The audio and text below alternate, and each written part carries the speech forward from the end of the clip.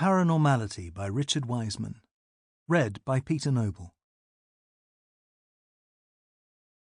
Introduction, in which we learn what happened when a supposedly psychic dog was put to the test, and begin our journey into a world where everything appears possible and nothing is quite as it seems.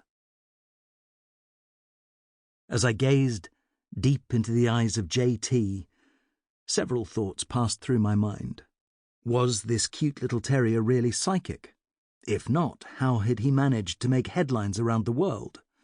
And if he could predict the future, did he already know if our experiment would be a success? At that precise moment, J.T. gave a small cough, leaned forward, and vomited on my shoes. My quality time with J.T. took place about a decade ago. I was in my early 30s and conducting an experiment to discover whether this supposedly psychic terrier really could predict when his owners would return home. By then, I'd already spent over 10 years investigating a variety of alleged paranormal phenomena, spending sleepless nights in supposedly haunted houses, testing mediums and psychics, and carrying out laboratory experiments into telepathy. This fascination with the impossible started when I was 8 years old and I saw my first magic trick. My grandfather had me mark my initials on a coin, made the coin disappear, and then revealed that it had been magically transported into a sealed box. A few weeks later he explained the secret to the supposed miracle, and I was hooked. For the next few years I found out everything I could about the dark arts of magic and deception. I searched second-hand bookshops for obscure works on sleight of hand, joined a local magic club and performed for friends and family.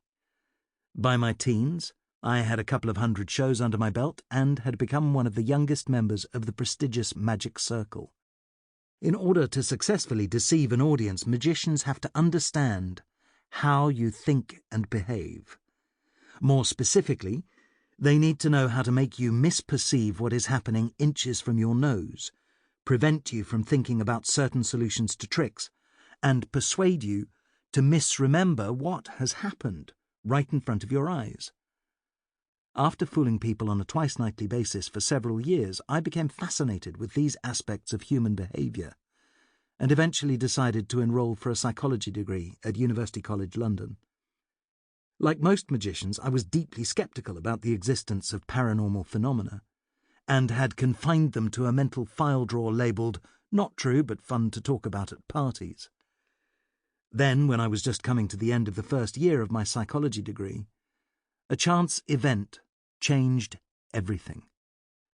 One day, I happened to turn on the television in my student digs and caught the end of a programme about science and the supernatural.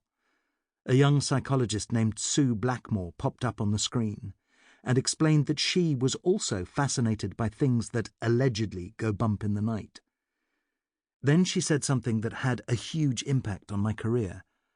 Instead of examining whether such phenomena were genuine, she explained that she thought it more worthwhile to investigate why people experienced these strange sensations.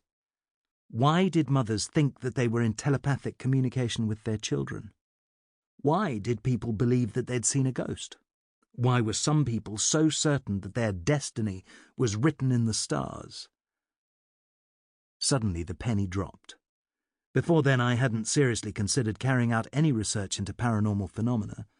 After all, why would I waste my time looking at the possible reality of things that probably didn't exist? However, Sue's comments made me realise that such work could be worthwhile if I were to move away from the existence of the phenomena themselves and instead focus on the deep and fascinating psychology that lay behind people's beliefs and experiences. As I delved deeper, I discovered that Sue was not the only researcher to have adopted this approach to the paranormal. In fact, throughout history, a handful of researchers have dedicated their lives to discovering what supposedly paranormal phenomena tell us about our behaviour, beliefs, and brain. Daring to take a walk on the weird side, these pioneering mavericks have carried out some of the strangest research ever conducted, including removing the head of the world's top thought reader, infiltrating several cults, attempting to weigh the souls of the dying, and testing Sample complete. Ready to continue?